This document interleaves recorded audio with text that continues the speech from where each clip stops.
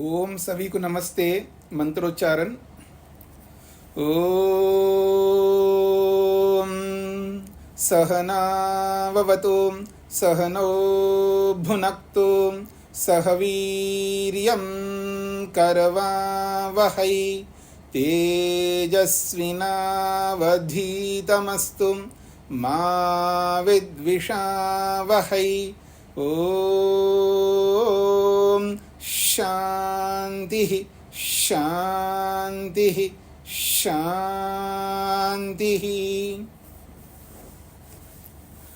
योग दर्शन की कक्षा संख्या 262 है। कैवल्यपाद के 19वें सूत्र तक हमने विचार किया है। पिछले सूत्रों में दो बातें प्रमुख रूप से आई हैं। मन कभी जाता अज्ञाता बना रहता है और आत्मा सदा ज्ञाता रहता है। अब थोड़ा सा क्षणिकवाद को लेकर के आगे 2-3 सूत्रों से स्पष्ट किया जा रहा है। क्षणिकवाद में यही मान्यता है कि प्रत्येक वस्तु एक क्षण भर के लिए रहती है, अगले क्षण में नई वस्तु उत्पन्न होती है।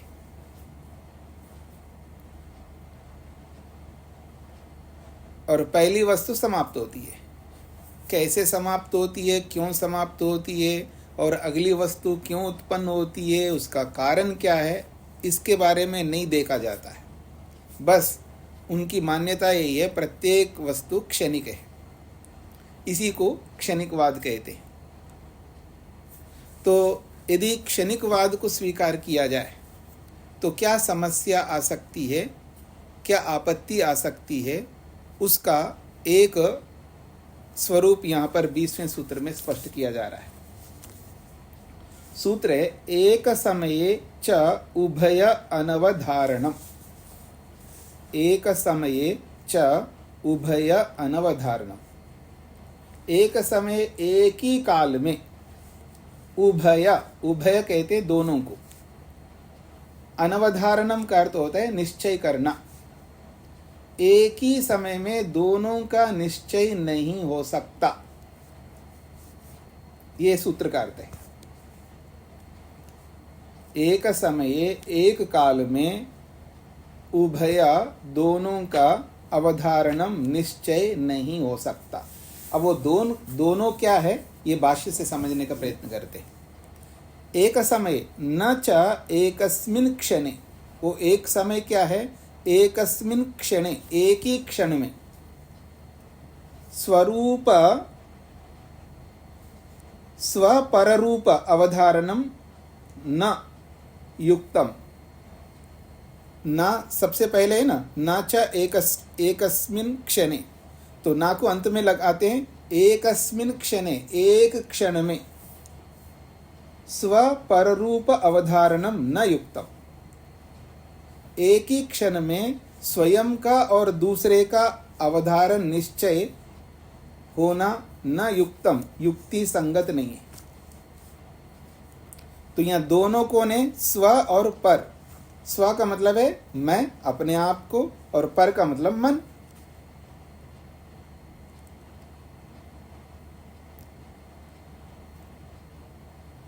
जब किसी वस्तु को हम देखेंगे ना, तो उस सामने वाली वस्तु का अनुभव भी होता है और अनुभव करने वाला का भी अनुभव होता है।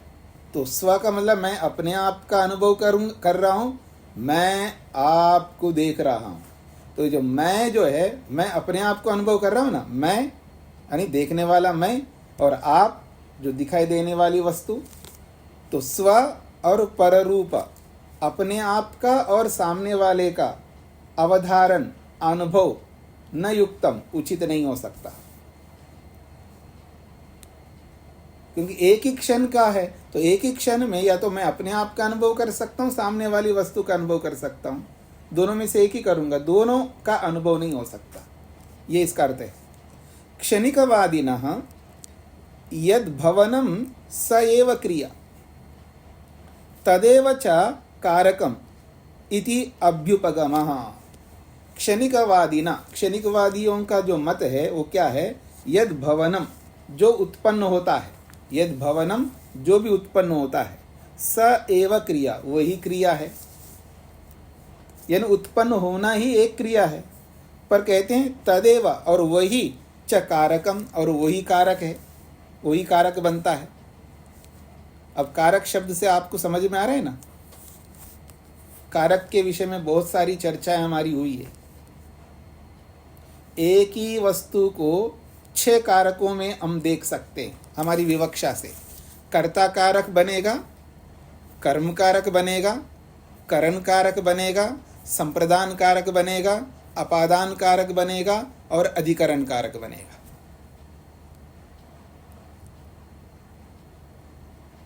ये समझ में आ गया ना आप लोगों को। तो कहते हैं क्षणिकवादी ना, क्षणिकवादी जो मानते हैं वो क्या मानते हैं, यद भवनम, जो भी उत्पन्न होता है, सएव क्रिया, वही क्रिया है, और तदेव च कारकम, वही कारक बनता है, इति अभ्युपगमा, ऐसा उनका सिद्धांत है। अब इस सिद्धांत से क्या समझ में आता है, तो जो वस्तु उत्पन्न हुई है उस वस्तु को उत्पन्न भी हो रहा है और उसको अनुभव भी कर रहा है, तो अनुभव करने वाला कारक है, कर्ता कारक है। और जो उत्पन्न हुई है वो कर्म कारक है, जिसको देखा जा रहा है, जिसको अनुभव किया जा रहा है। तो एक ही क्षण में उत्पन्न होना भी और उसको अनुभव करना भी और अनुभव करने वाला भी, इतनी सारी अनुभूतियां कैसे होंगी। पर यह उचित नहीं है। इसलिए एक समय में दोनों का अवधारण, दोनों का निश्चय, दोनों का अनुभव नहीं हो सकता। ये सिद्धांत पक्ष का समाधान है। पूरा हो गया सूत्र, सामान्य बातें। आगे बढ़ता हूं मैं अगले सूत्र की ओर। हाँ जी, अल्पना जी। नमस्ते स्वामी जी। स्वामी जी, मन में एक प्रश्न उठ रहा है कि ये कैवल्यपात है, जैसे इसमें समाधि वाली स्थितियों का दिया जा रहा है, उसको बताया जा रहा है, और अभी भी क्षणिकवाद यहाँ पर भी आ गया, तो वो चीज पता नहीं अभी स्वीकार्य नहीं हो पा रही समय। नहीं, आपको नहीं, आप में से कई लोगों को स्वीकार्य नहीं है। हाँ, बीच में एक बार शेखर जी ने भी बोला था, प्रश्न किया था, अब आप कर रहे हैं। तो प्रसंग जो है, इससे पहले आप देखिएगा, मन को लेकर के बात चल रही है। सूत्र संख्या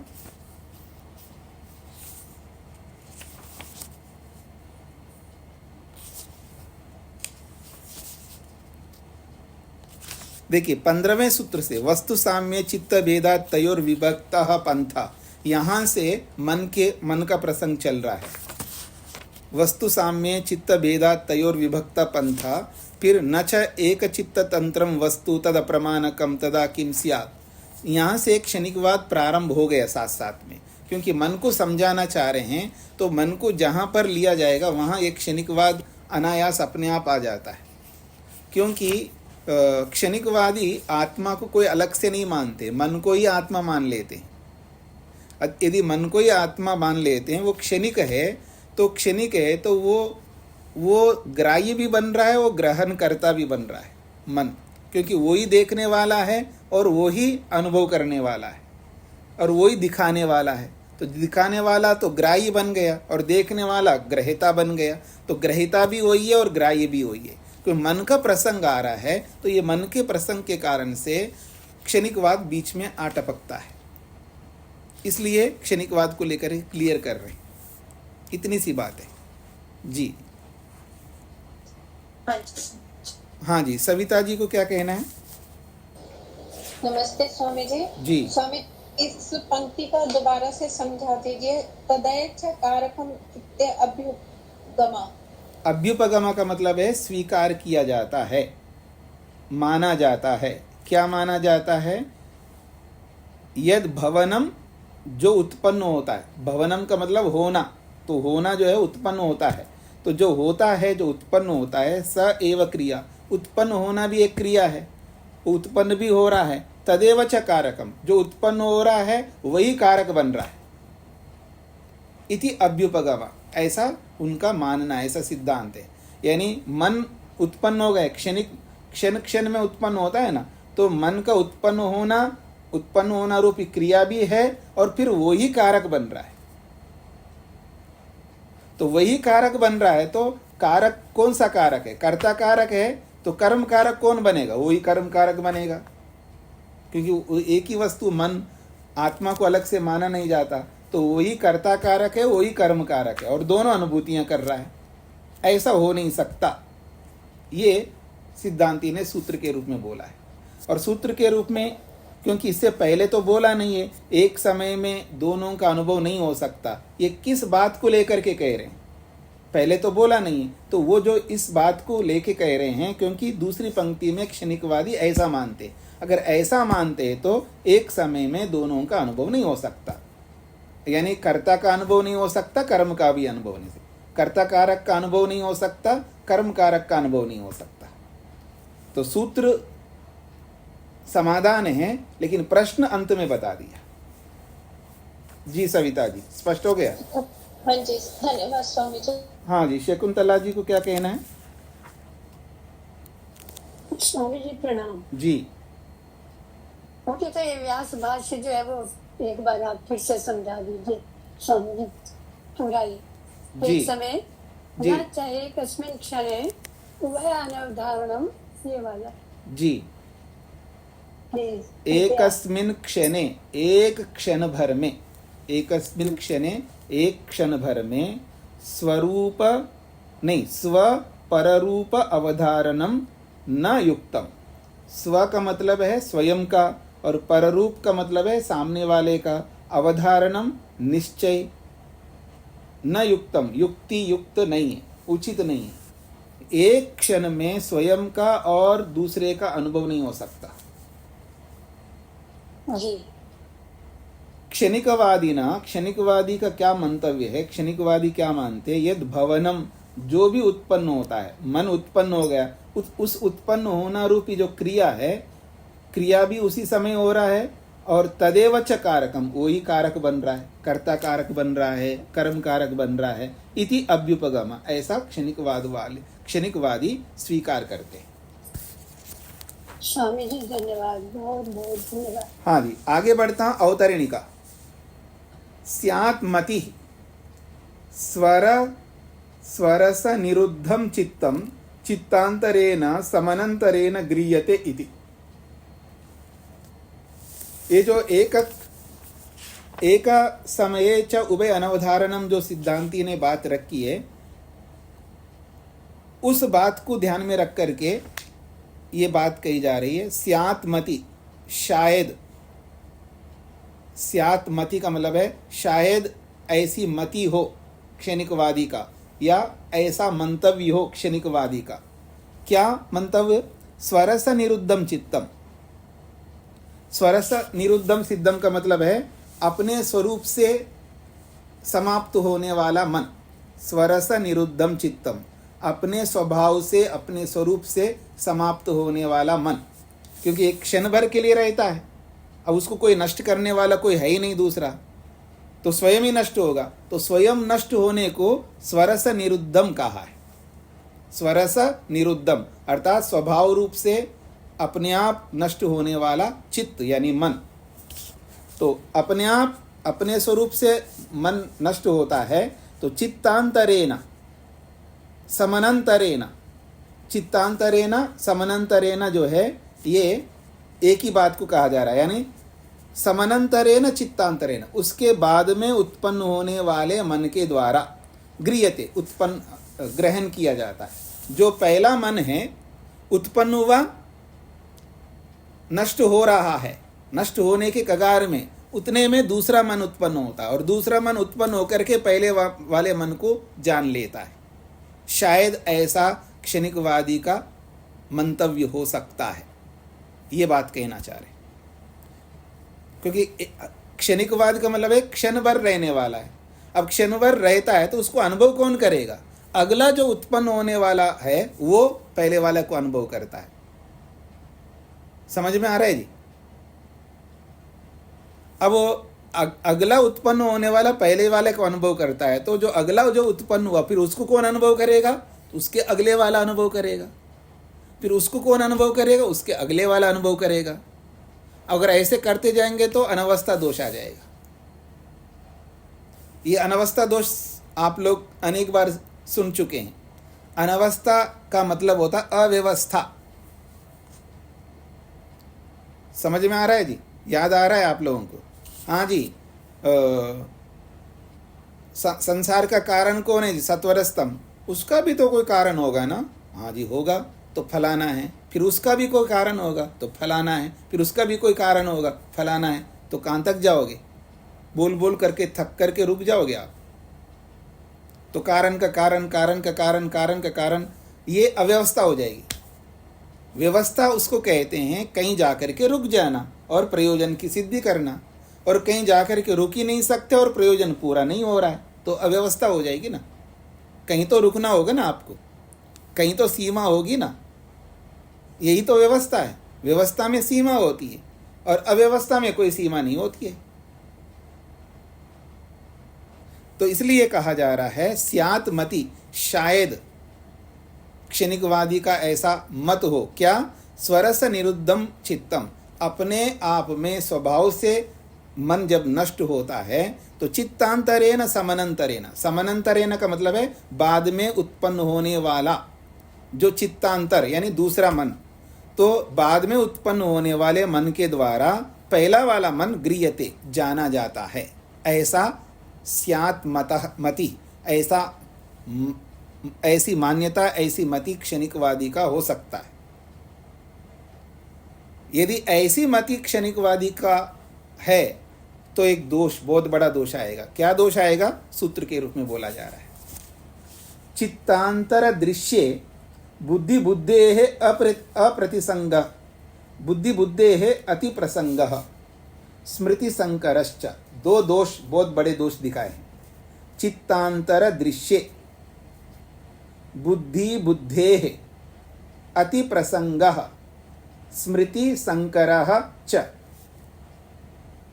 तो कहते हैं चित्तांतर दृश्य, चित्तांतर का मतलब दूसरे मन के द्वारा देखे जाने पर, पहले वाले मन को चित्तांतर दृश्य, दूसरे मन के द्वारा देखे जाने पर क्या दोष आएगा?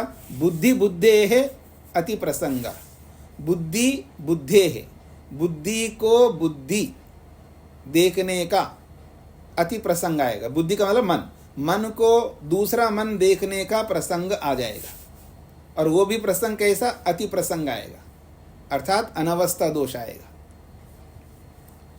और क्या दोष आएगा? स्मृति संकरः, स्मृति में संकर हो जाएगा। देखिएगा, एक मन उत्पन्न हुआ और नष्ट होने के कगार में आते दूसरा मन उत्पन्न हो गया और वो दूसरा पहले वाले को जान लिया, एक अनुभव। अब दूसरा भी समाप्त होने वाला है, तीसरा आया, दूसरे को अनुभव किया, दो अनुभव। चौथा आया, तीसरे को अनुभव किया, तीन अनुभव। ऐसे 11 मन आ गए, 10 अनुभव हमारे सामने आ गए। अब 11वां मन जो अनुभव करेगा वो किसका अनुभव करेगा? पहले वाले का, दूसरे वाले का, तीसरे वाले का, किसका याद करेगा? तो 10 स्मृतियां आए ना, 10 मनों का अनुभव की 10 स्मृतियां हैं। तो उन 10 स्मृतियों में कौन सा स्मृति वो अनुभव कर रहा है? 11वां वाला मन। तो स्मृतियों में संकर हो जाएगा। ये बात है। तो चित्तांतर दृश्य, एक मन दूसरे मन को अनुभव कर लेने पर बुद्धि बुद्धेः अति प्रसंग, एक मन को दूसरे मन को अनुभव करने का अति प्रसंग अनवस्था दोष आता है। च, और स्मृति संकरा, स्मृतियों में अदला बदली होने का दोष आता है। ये सूत्रार्थ है। हाँ जी, सूत्रार्थ समझ में आ गए जी? आगे बढ़ूं।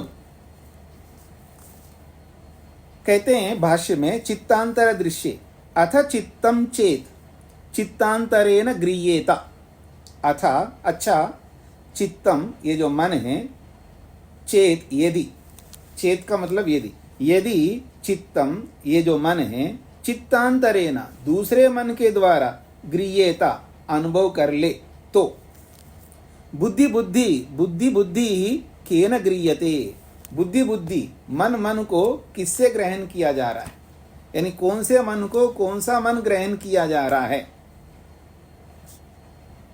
ये प्रश्न आएगा। मतलब पहले वाले मन को दूसरा मन अनुभव कर रहा है। अच्छा, किस मन को कौन सा मन अनुभव कर रहा है, तो पहले वाला मन को दूसरे वाला मन अनुभव करता है। अच्छा, दूसरे वाले मन को कौन अनुभव करेगा, तो आप बोलेंगे तीसरे वाला, तीसरे को कौन अनुभव करेगा, चौथा अनुभव करेगा। इसी को कहते हैं बुद्धि बुद्धि ही केन गृह्यते, मन मन को कौन ग्रहण करता है, यानी किस मन को कौन सा मन ग्रहण करता है, ये बुद्धि बुद्धि केन गृह्यता का अर्थ है। बुद्धि बुद्धि केन गृह्यते, मन मन को, यानी एक मन को दूसरे मन को कौन ग्रहण करता है।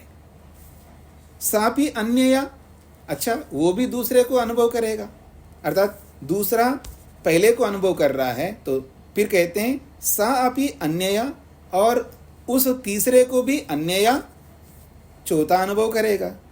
सापि अन्यया, उस चौथे को पांचवा अनुभव करेगा। इति अति प्रसंगा, ये अनवस्था दोष आएगा, अव्यवस्था का दोष आएगा। और स्मृति संकरश्च, और स्मृतियों में संकर होगा, खिचड़ी जैसा बन जाएगा।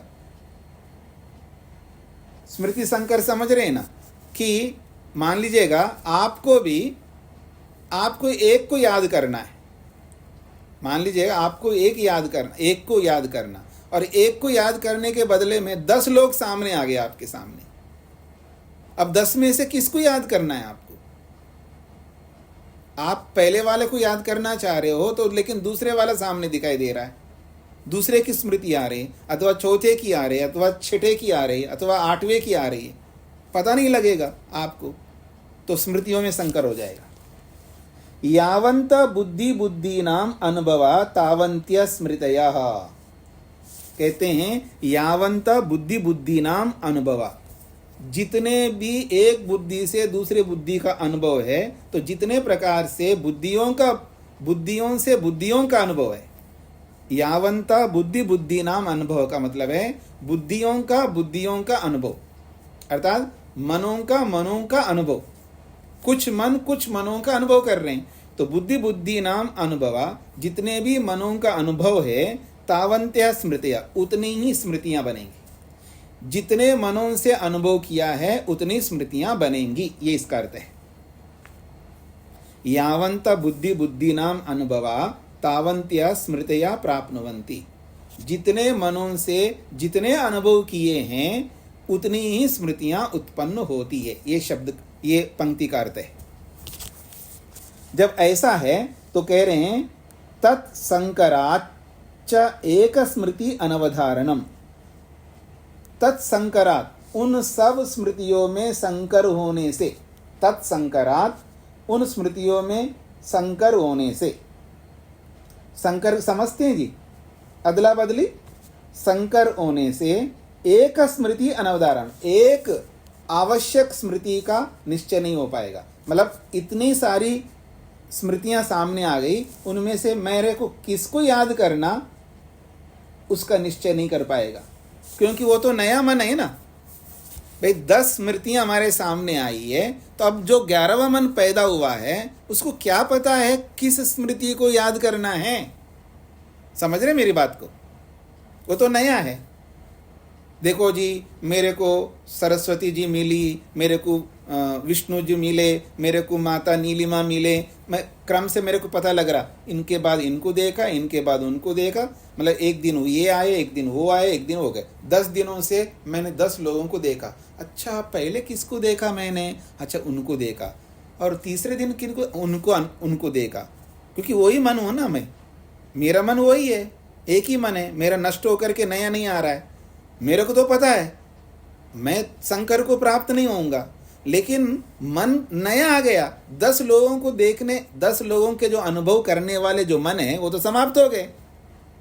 11वां मन नया है ना। और उन 10 मनों ने किस मन ने किसको अनुभव किया, इस 11वें वाले मन को क्या पता है? जब पता नहीं होगा तो 10 स्मृतियां मेरे सामने आएंगे तो स्मृतियों में संकर नहीं होगा, ये कहना चाह रहे। अब तो समझ में आ गया होगा जी। तो कहते हैं तत्संकरात, उन सब स्मृतियों में संकर होने से एक स्मृति अनवधारणम च स्यात्, एक स्मृति का अवधारण निश्चय नहीं हो पाएगा। इति एवं, इस प्रकार से बुद्धि प्रतिसंवेदिनम पुरुषम अपलपद्भि वैनाशिकै सर्वमेव आकुलीकृतम। कहते हैं एवं, इस प्रकार से बुद्धि प्रतिसंवेदिनम पुरुषम, पुरुषम का ये विशेषण है बुद्धि प्रतिसंवेदिनम, ये अनेक बार आया पीछे। बुद्धि प्रतिसंवेदिनम पुरुषम अर्थात बुद्धि के माध्यम से अनुभव करने वाले पुरुष को, अर्थात मन के द्वारा अनुभव करने वाले पुरुष को। अनिल जी, मन के द्वारा अनुभव करने वाले पुरुष को का मतलब क्या होता है? थोड़ा समझाइए। मन के द्वारा अनुभव करने वाले पुरुष को, ये एक वाक्य है, इसका क्या मतलब होता है? कौन बताएंगे आप में से?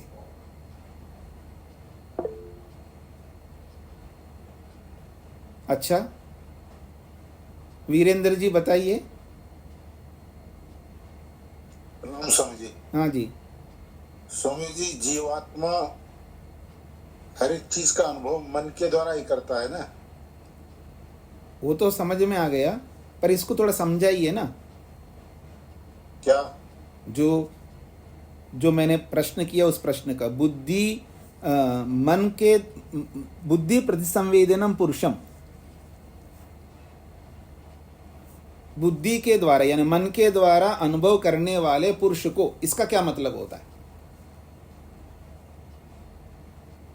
जीवात्मा जो देखना चाहता है तो बुद्धि से जो है मन उसको ग्रहण करके और जीवात्मा को दिखलाता है। अच्छा, विष्णु जी बताइए। बता रहे हो लेकिन पूरा क्लियर नहीं है जी। विष्णु जी।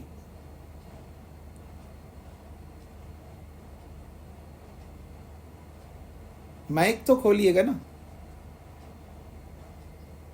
हाँ, अब बोलिए। जीवात्मा जो है दर्शित विषय, मन को विषय दिखाने वाला कहा जाता है। वो तो समझ में आ गया। आप ये उत्तर, पहले मन अनुभव करता है, बाद में आत्मा अनुभव करता है। मोटी भाषा में यही कहा जाता है कि पहले जैसे आंख देखती है, फिर आंख के बाद में मन देखता है, मन के बाद में आत्मा देखता है। तो जो मन अनुभव करके फिर आत्मा को अनुभव कराता है। तो बुद्धि प्रतिसंवेदनम का ये अर्थ है मन में आए हुए को आत्मा देखता है, अर्थात पहले मन देखता है, उसके बाद आत्मा देखता है, ये इसका अर्थ है। वीरेंद्र जी ने बताया, लेकिन इस तरह बताएंगे तो क्लियर हो जाएगा। मन में आए हुए को ही आत्मा देख सकता, डायरेक्ट आत्मा कभी नहीं देखता। सीधा आत्मा कभी भी कुछ भी नहीं कर सकता, वो इनडायरेक्टली देखता है, अर्थात मन देखता है, मन देखने के बाद मन में आए हुए को आत्मा देखता है, इसका ये अर्थ होगा। ये यूं भी कह सकते हो आप, मन के माध्यम से देखता है, स्वतः सीधा डायरेक्ट नहीं देखता। जो कुछ भी ज्ञान आता है वो मन में आता है। रूप का ज्ञान, रस का, 5 विषयों का ज्ञान पहले मन में आता है, मन में आए हुए उस ज्ञान को आत्मा देखता है। इसको मोटी भाषा में कहेंगे, पहले मन देखता है, उसके बाद आत्मा देखता है। यानी आत्मा को देखने का अवसर सेकेंडरी है, यानी दूसरे स्थान पर है, पहले स्थान पर मन है, इसका ही अर्थ है जी। तो बुद्धि प्रतिसंवेदनम पुरुषम, ये पुरुष का विशेषण है। बुद्धि के माध्यम से देखने वाला ये जो पुरुष है, इस पुरुष रूपी आत्मा को अपलपद भी वैनाशिक, नकार करने वाले, न मानने वाले, वैनाशिक लोग, यानी क्षणिकवादी तो यही है ना, हर वस्तु नष्ट होती है, तो ये वैनाशिक लोग कहलाते हैं, अर्थात विनाश को मानने वाले लोग। सर्वमेव आकुलीकृतम, सारी व्यवस्थाओं को अव्यवस्थित कर दिया। आत्मा नित्य है, आत्मा अलग है, मन जड़ वस्तु अलग है, मन साधन है और आत्मा साधक है, इस सारी व्यवस्था को नष्ट कर दिया इन्होंने इस क्षणिकवादी के कारण से। तो बुद्धि के द्वारा अनुभव करने वाले पुरुष का अपलब्ध भी वैनाशिक, न मानने वाले क्षणिकवादी लोग सर्वमेव, सारे वैदिक सिद्धांत को आकुलीकृतम, अव्यवस्थित कर दिया, एक प्रकार से तितर बितर कर दिया, ये इसका अर्थ है। ते तु, वे लोग, भोक्तृस्वरूपम यत्र क्वचन कल्पयन्तो न न्यायेन संगच्छन्ते। ते, वो क्षणिकवादी, भोक्तृस्वरूपम, भोक्तृस्वरूप को अर्थात भोक्ता रूपी आत्मा को, यत्र क्वचन कल्पयन्ता, जिस किसी में कल्पना करते हैं, यानी आत्मा की कल्पना मन में कर लेते हैं, मन ही आत्मा है ऐसा, या मन ही बुद्धि है, या मन ही इंद्रिय है, तो जिस किसी में आत्मा के स्वरूप को कल्पना करते हुए न न्यायेन संगच्छन्ते, वो न्यायपूर्वक नहीं चलते। न्याय का मतलब प्रमाण से नहीं चलते, ये न्याय का अर्थ है प्रमाण। ते, वो क्षणिकवादी निश्चित रूप से भोक्तृस्वरूपम, भोक्तारूपी जीवात्मा को यत्र क्वचन कल्पयन्ता, जिस किसी वस्तु में कल्पना करते हुए, अर्थात मन में आत्मा के स्वरूप को कल्पना करके, यानी मन ही आत्मा ऐसा कल्पना करते हुए, न न्याय न संगच्छन्ते, वो प्रमाण से नहीं चलते, प्रमाण को छोड़ करके चलते हैं। केचित्तु, और कुछ और लोग तो सत्वमात्रम अपि परिकल्प्य अस्ति स सत्वो या एतान पंचस्कंधान निक्षिप्य अन्याश्च प्रतिसंदधाति इति उक्त्वा तत एव पुनः त्रस्यन्ति। और एक बात कह रहे हैं, केचित्तु, और कुछ लोग तो, जो आत्मा को ना मानने वाले कुछ लोग, सत्वमात्रम अपि परिकल्प्य, सत्वमात्रम अर्थात जीवात्मा की, परिकल्पना तो करते हैं, हाँ जीवात्मा होता है, उसकी कल्पना तो करते हैं, फिर स सत्वः, और वो जीव, वो जीवात्मा, ये या एतान पंच स्कंदान, जो इन 5 स्कंदों को निक्षिप्य, निक्षिप का मतलब छोड़ करके, अन्याश्च प्रतिसंदधाति, और अन्य स्कंदों को प्राप्त करता है। संसार में अलग अलग मत है ना, अलग अलग संप्रदाय हैं, तो एक ऐसा भी संप्रदाय है, वो लोग 5 स्कंदों को मानते हैं। जैनी संप्रदाय में 5 स्कंद माने जाते हैं। वर्तमान में जो जैनी संप्रदाय है उसमें 5 स्कंद स्वीकार करते हैं, उनकी अपनी मान्यता है। तो 5 स्कंदों को हम एक प्रकार से अंतःकरण भी बोल सकते। हमारे में अंतःकरण है ना, तो ऐसे उनके जो 5 स्कंद है उनको अंतःकरण माना जाता है। तो कहते हैं केचित, कुछ लोग सत्वमात्रम अपि परिकल्प्य, जीवात्मा की कल्पना तो करते हैं, स सत्वः, वो जीवात्मा, ये एतान पंचस्कंदान, जो ये 5 स्कंद हैं, उन 5 स्कंदों को निक्षिप्य अर्थात उससे छूट जाते हैं, पहले वाले जो स्कंद हैं उनसे छूट जाते हैं। अन्याश्च प्रतिसंदधाति, और नए स्कंदों को प्राप्त करते हैं। मतलब एक अंतःकरण को छोड़ देते हैं, ये स्थूल शरीर को भी छूट जाता है और अंतःकरण भी छूट जाता है, और फिर नए अंतःकरण को प्राप्त करते हैं। इति उक्त्वा, ऐसा बोल करके, तत एव पुनः त्रस्यन्ति, फिर उसी आत्मा से फिर डरते हैं, फिर उसी आत्मा को मानने में डरते रहते हैं। और 5 स्कंद क्या होते हैं टिप्पणी में दिया इन्होंने, रूप, विज्ञान, वेदना, संज्ञा और संस्कार। ये 5 स्कंद माने जाते हैं। जैनी मत में ये 5 स्कंद माने जाते हैं, रूप, विज्ञान, वेदना, संज्ञा और संस्कार। वो क्या होते हैं हमें नहीं पता है, यानी मेरे को नहीं पता, हमें का मतलब मेरे को नहीं पता है। वो जैनियों के 5 स्कंद आप पढ़ेंगे तो आपको समझ में आएगा। किसी को रुचि हो तो पढ़ लेना, मेरे को रुचि नहीं है इसलिए मैंने नहीं पढ़ा।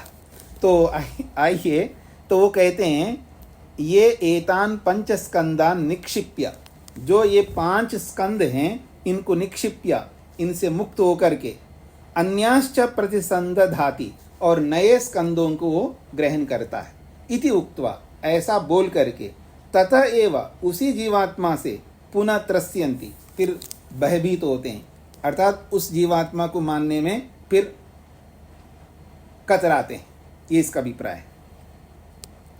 तथा स्कंधानाम महान निर्वेदाय विरागाय अनुत्पादाय प्रशांतये गुरो अंतिके ब्रह्मचर्यं चरिष्यामि इति उक्त्वा सत्वस्य पुनः सत्वमेव अपहुनुवते।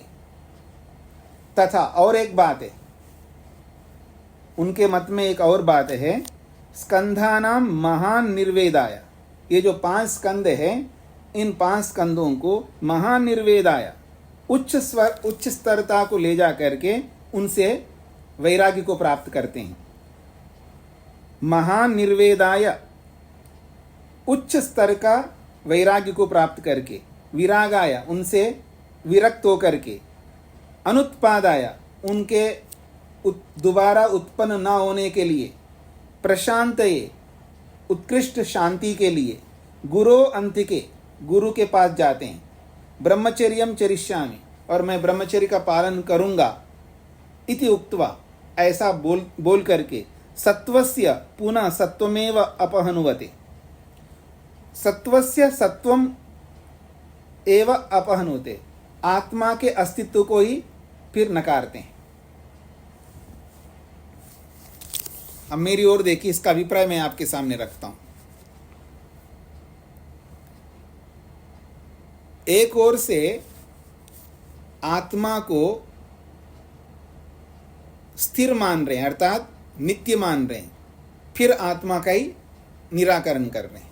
आत्मा नित्य रहेगा तभी तो गुरु के पास जाना, ब्रह्मचर्य का पालन करना और विवेक वैराग्य को प्राप्त करना, ये तभी संभव होंगे ना। एक ओर से ये भी कहते हैं कि वैराग्य को प्राप्त करेंगे, वैराग्य को प्राप्त करके उत्तम शांति के लिए प्रयत्न करेंगे, और ऐसे उत्तम शांति नहीं मिलेगी। क्या करना होगा? गुरु अंतिके, गुरु के पास जाना होगा, और गुरु के पास जाकर के ब्रह्मचर्यम चरिष्यामि, ब्रह्मचर्य का पालन करूंगा, अर्थात संयम रहूंगा, संयम रह करके और अच्छी उत्तम स्थिति को प्राप्त करूंगा। ये सब बोलते हुए भी उस आत्मा को सत्वस्य पुनः सत्वमेव अपहनुवते, आत्मा के लिए सारे प्रक्रम करते हुए भी आत्मा का ही निराकरण करते हैं, आत्मा को ही नहीं मानते। ये इसका अभिप्राय है।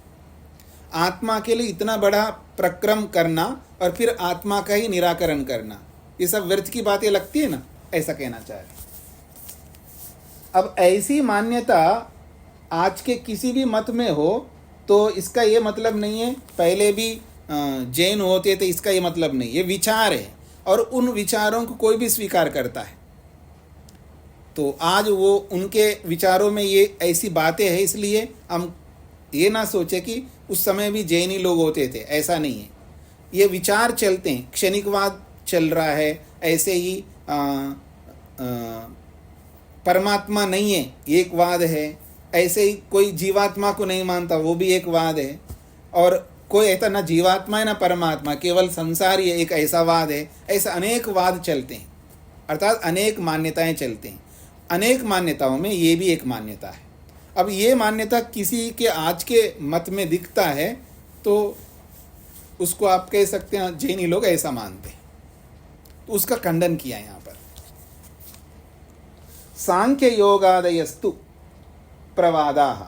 लेकिन सांख्य योग आदि जो भी मत हैं, यानी सांख्य योग का जो मत है, उसका जो प्रवाद है, उनका जो सिद्धांत है, वो यथार्थ है, ऐसा ये कहना चाहते हैं।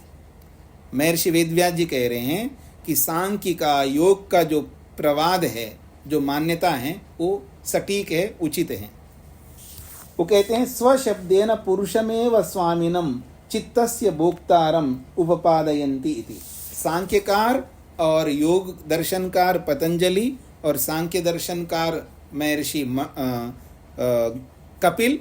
कपिल और पतंजलि, ये दोनों लोग स्वशब्देन, स्वशब्द से पुरुषमेव स्वामिनम, स्वशब्द से पुरुष जीवात्मा को, जो कि संसार का या मन का स्वामी है, उसको मानते हैं। तो कहते हैं स्वशब्देन, स्वशब्द से पुरुषमेव स्वामिनम, स्वामी पुरुष को ही मानते हैं, और चित्तस्य भोक्तारम, और मन का भोक्ता मानते हैं, उपपादयन्ति, ऐसा स्वीकार करते हैं। यानी मन को भोगने वाला पुरुष जो कि जीवात्मा है और वो मन का स्वामी है, तो मन का स्वामी जीवात्मा को स्वीकार करते हैं और वो मन को भोगने वाला है, ऐसा उपपादन करते हैं, ऐसा सिद्धांत प्रस्तुत करते हैं। कौन लोग? पतंजलि और कपिल। ये यथार्थ सिद्धांत है। यानी स्वशब्द से जीवात्मा को लिया जाता है और स्वम शब्द से मन को लिया जाता है, और मन को भोगता है जीवात्मा, ऐसा सिद्धांत पतंजलि और कपिल ऋषि मानते हैं, ऐसा वेदव्यास जी कह रहे हैं, और यही सिद्धांत उचित है। हाँ जी, स्पष्ट हो गया जी सभी को?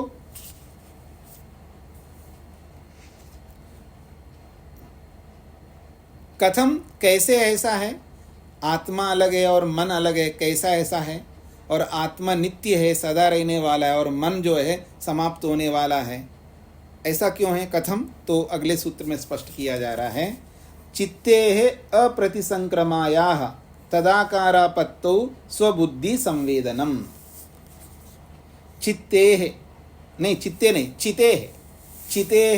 अप्रतिसंक्रमायाः, चितेः अप्रतिसंक्रमायाः तदाकारापत्तौ स्वबुद्धि संवेदना। जीवात्मा का नाम एक और भी है, चिति शक्ति। चिति शक्ति यानी चेतन शक्ति को चिति शक्ति कहते हैं। और चिति शक्ति अपरिणामिनी, पहले आप पढ़ करके आए, पहले पाद में दूसरे सूत्र में जीवात्मा को कहा चिति शक्ति, अर्थात जीवात्मा रूपी जो चेतन शक्ति है वो कैसी है? अपरिणामिनी।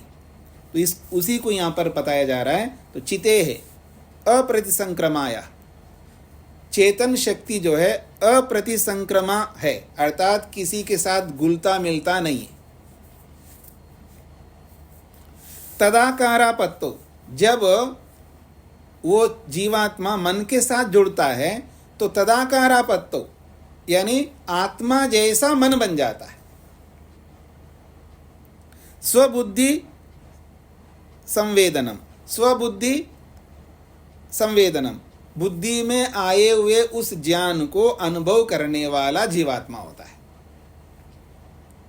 चितेः अप्रतिसंक्रमाय, तो प्रतिसंक्रमण न करने वाले चित शक्ति के निकट में आकर मन तदाकारापत्तो आत्मा जैसा बन जाता है।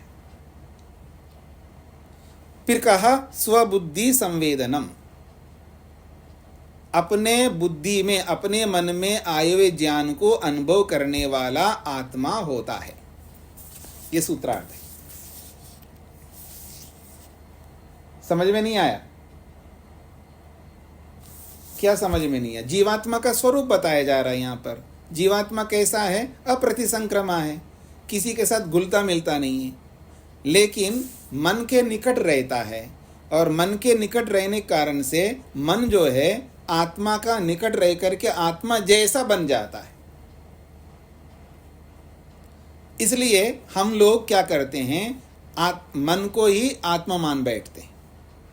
इसलिए हम लोग नहीं जी मेरा मन नहीं करता, बोलते हो ना, ये तभी बोलते हो क्योंकि आत्मा के निकट मन रहता है तो मन को ही हम आत्मा मान लेते हैं।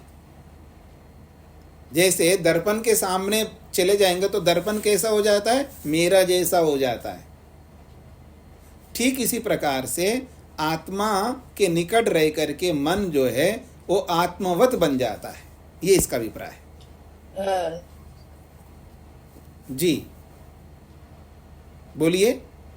स्वामी जी, मैं ये पूछ सकते हैं क्या कि मन तो अपनी अलग उसकी स्थिति है, आत्मा तो निर्मल शुद्ध बुद्ध है और मन ऐसा नहीं होता है जो आप बता रहे हैं, ये तो फिर बहुत उन्नत स्थिति हुई। उन्नति और अवनति की बात नहीं हो रही है। जैसे आप आपके पोते हैं ना, 2 पोते, पोतों के पास बैठ करके उनके साथ खेलते हुए आप पोते जैसे बन जाते हो ना। कई बार बनते हो, नहीं बनते हो? क्यों बनते हो बताओ? उनका प्रभाव है ना आप पर। आखिर दादी हो तो प्रभाव है, पोतों का प्रभाव दादी पर रहता है, तो दादी भी बच्चों जैसा करने लगती है, करती नहीं करती है? तो ऐसे ही आत्मा के निकट रह करके मन जो है वो भी आत्मा जैसे करने लगता है। इसमें कौन सी बड़ी बात है? आत्मा का प्रभाव पड़ता है ना मन पर, इसलिए वो अपने आप को भी आत्मा मानने लगता है। ठीक है, अभी बेटे को अधिकार नहीं दिया पिता ने, लेकिन बेटा क्या करने लगता है? मैं ही बाप हूं ऐसा मानने लगता है। वो बात कही जा रही है यहाँ पर। जी आइए भाष्य को देखिएगा। अपरिणामिनी ही भोक्तृशक्ति।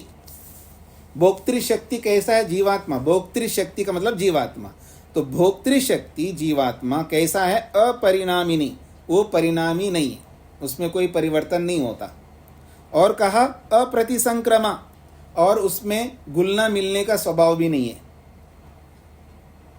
परिणामिनी अर्थे प्रति संक्रांता इव तद्वृत्तिम अनुपतति। परिणामिनी अर्थे, जो बदलने वाला जो मन है, उस मन के निकट रह करके प्रति संक्रांता इव, और वो मानो कि मन के साथ घुल मिल गया हो ऐसा लगता है। और तद्वृत्तिम अनुपतति, तद्वृत्तिम उस मन में आए हुए वृत्ति को अनुपतति अनुभव करता है, अर्थात मन में आए हुए उस वृत्ति रूपी ज्ञान को अनुपतति अनुभव करता है। फिर बोलता हूं, अपरिणामिनी भोक्तृशक्ति, जीवात्मा रूपी भोक्तृशक्ति अपरिणामी है, न बदलने का स्वरूप रखता है। अप्रतिसंक्रमा, ऐसा जीवात्मा है जो किसी के साथ घुल मिलता नहीं है। लेकिन परिणामिनी अर्थे, परिणामिनी अर्थे का मतलब है बदलने वाले मन के निकट रह करके प्रतिसंक्रांता इव, मानो घुल मिल गया हो ऐसा आत्मा अनुभव करने लगता है। इसलिए तद्वृत्तिम, उस मन में आए हुए वृत्ति रूपी ज्ञान को अनुपतति अनुभव करता रहता है। तस्याश्च प्राप्त चैतन्य उपग्रह स्वरूपायाः बुद्धिवृत्तेः अनुकारी मात्रतया बुद्धिवृत्तिया अविशिष्टा ही ज्ञानवृत्ति आख्यायते। कहते हैं तस्याश्च प्राप्त चैतन्य। अब तस्याह, उस आत्मा से, प्राप्त चैतन्य मानो चैतन्य, चेतनता को प्राप्त करके, तस्याह उस आत्मा की चेतनता को प्राप्त करके मन उपग्रह स्वरूपाया, उपग्रह स्वरूपाया निकटता के कारण से, उपग्रह स्वरूपाया का मतलब है उस आत्मा के निकट रहने के कारण से उस आत्मा की चेतनता को मानो प्राप्त करके बुद्धिवृत्ति, जो बुद्धि में जो वृत्ति आती है, बुद्धि में जो भी ज्ञान आता है, अनुकारी मात्रतया, अनुकारी मात्रतया का मतलब उपकार करने की स्वभाव रखने के कारण से। क्योंकि मन जो है आत्मा के निकट रह करके उपकार करता है ना, पीछे बताया था पहले पाद में। तो कह रहे हैं अनुकारी मात्रतया, उपकार करने के स्वरूप मन में होने के कारण से, बुद्धिवृत्ति अविशिष्टा, बुद्धि में जैसी वृत्ति आ रही है, यानी बुद्धि में जैसा ज्ञान आ रहा है, अविशिष्टा उसी जैसा ज्ञान वृत्ति, आत्मा का ज्ञान होता है, ऐसा कहा जाता है। यानी बुद्धि में जैसा ज्ञान आता है वैसा ही आत्मा अनुभव करने लगता है। स्पष्ट हो गए जी? फिर देखिएगा, तस्याश्च प्राप्त चैतन्य उपग्रह स्वरूपाय, उपग्रह स्वरूपाय निकटता के कारण से, तस्याश्च प्राप्त चैतन्य उस आत्मा की चेतनता को प्राप्त किया हुआ सा मन बन जाता है। और बुद्धि वृत्ति, जैसे बुद्धि में वृत्ति उत्पन्न होती है, अर्थात मन में जैसा ज्ञान आता है उस ज्ञान को अनुकारी मात्रतया, उपकार करने का स्वरूप मन में होने के कारण से बुद्धि वृत्ति, बुद्धि में जैसी वृत्ति, बुद्धि में जैसा ज्ञान होता है अविशिष्टा, उसी जैसा ज्ञान अपनी ज्ञान को समझने लगता है आत्मा। तो ज्ञान वृत्ति, आत्मा की भी ज्ञान की वृत्ति बुद्धि की वृत्ति जैसा ही होता है। यानी जैसा मन में आता है वैसा ही ज्ञान को मैंने प्राप्त किया ऐसा आत्मा मान लेता है। इसको पीछे बताया ना, चौथे पाद में पहले पाद के चौथे सूत्र में बताया है, जैसा मन में ज्ञान होता है वैसा ही अपने ज्ञान को अनुभव करता है। लेकिन उसका ज्ञान अलग, आत्मा का ज्ञान अलग है। एकमेव क्या बोला था वहाँ पर, पहले पाद के चौथा सूत्र है, एकमेव ऐसा कुछ है वाक्य। सब नहीं बोलिएगा, सब मत बोलिएगा, मैं खुद बोलूँगा। एकमेव दर्शनम ख्यातिरेव दर्शनम, एकमेव दर्शनम ख्यातिरेव दर्शनम। एक ही दर्शन होता है, यानी एक ही जैसा ज्ञान होता है। मतलब आत्मा का ज्ञान अलग है, मन का ज्ञान अलग है, लेकिन वहाँ दोनों का मिलके एक ही ज्ञान होता है। और उसी दर्शन को ख्याति शब्द से बोला जाता है। एकमेव दर्शनम ख्यातिरेव दर्शनम, अर्थात ख्याति को ही दर्शन शब्द से बोला गया है। ख्याति कहो, दर्शन कहो, ज्ञान कहो, एक ही बात है। तो यहाँ भी वही बात कही गई है यहाँ पर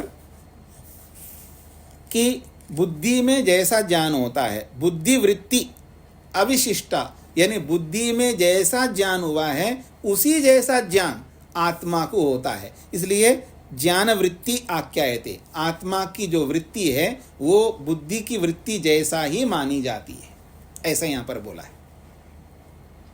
तथा च उक्तम, ऐसा ही किसी ऋषि ने कहा है, न पातालम न च विवरम गिरीणाम नैव अंधकारम कुक्षयो नोदधीनाम।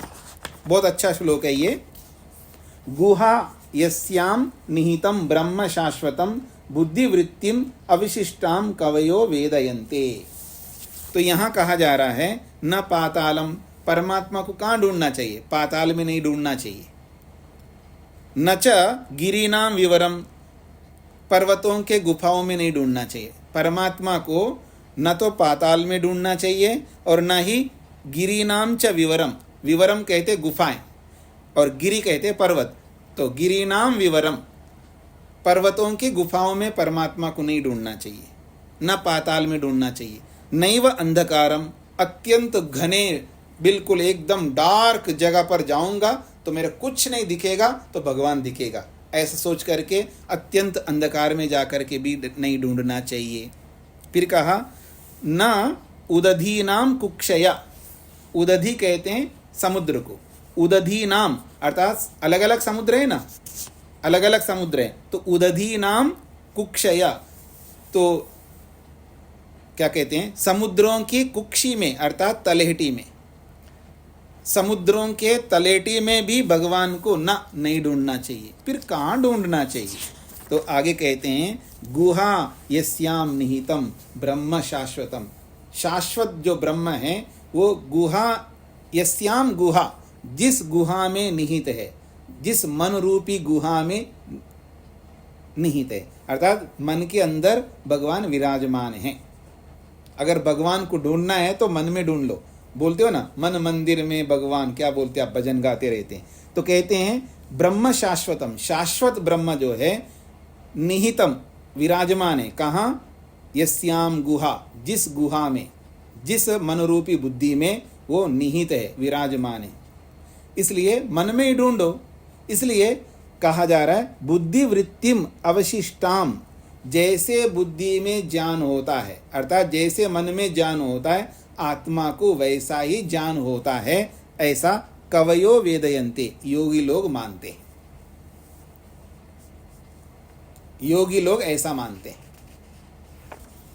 न पाताल में, न पर्वतों के कंदराओं में, पर्वतों के गुफाओं में, न घोर अंधकार में, न समुद्रों की तलेटी में भगवान को ढूंढना चाहिए, पर शाश्वत ब्रह्मा मन रूपी गुहा में विराजमान है।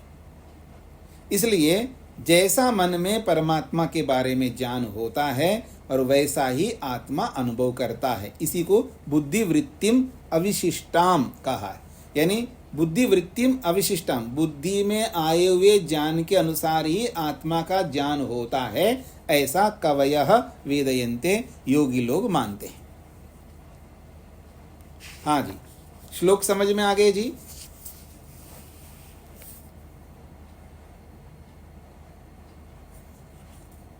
और किसी का कोई प्रश्न है? हाँ जी, संतोष जी।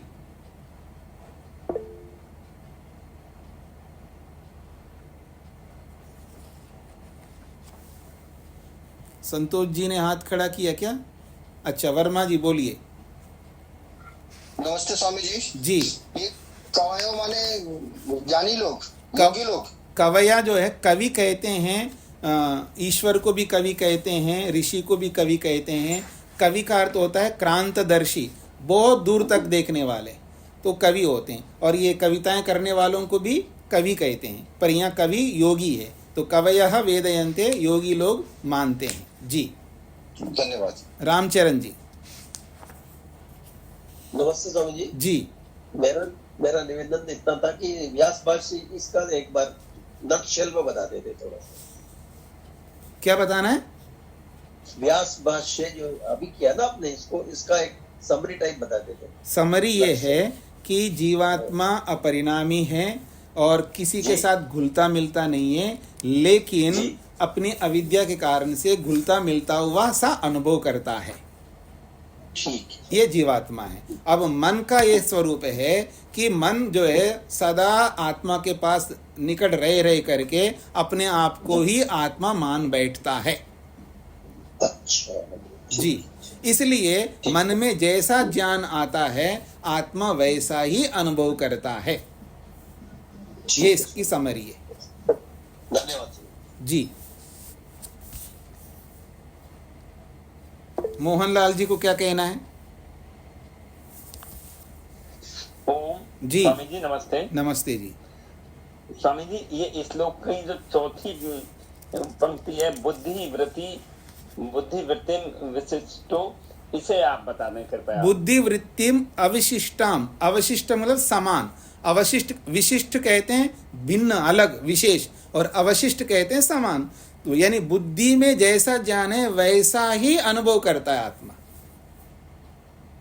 बुद्धि में आए हुए के समान ही अनुभव करता है, यानी जैसा बुद्धि में ज्ञान आता है वैसा ही अनुभव करता है। अब ये दो प्रक्रियाएं इसमें समझ लीजिए सभी लोग। अविद्या के कारण से जैसा ज्ञान बुद्धि में आता है जीवात्मा वैसा अनुभव करता है, गलत आता है गलत अनुभव करता है। लेकिन जब मन पवित्र होकर के जब परमात्मा का ज्ञान लाता है, तो जैसा मन पवित्र होकर के यथार्थ परमात्मा का ज्ञान लाता है तो वैसा ही अनुभव करता है। दो प्रक्रिया यहाँ पर। हाँ जी, सतीश जी।